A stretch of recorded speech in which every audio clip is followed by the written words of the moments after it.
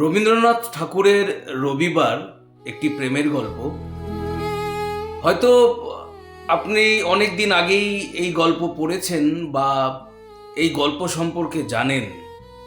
অভীক এবং বিভা এই দুটো চরিত্রের মধ্যে যে মানসিক টানাপোড়েন এবং তাদের দুজনের মধ্যেকার যে প্রেম, এই প্রেম একটি অনুচ্চারিত প্রেম, মানে সেটি কেউ কাউকে বলতে পারে না তার ভালোবাসার কথা।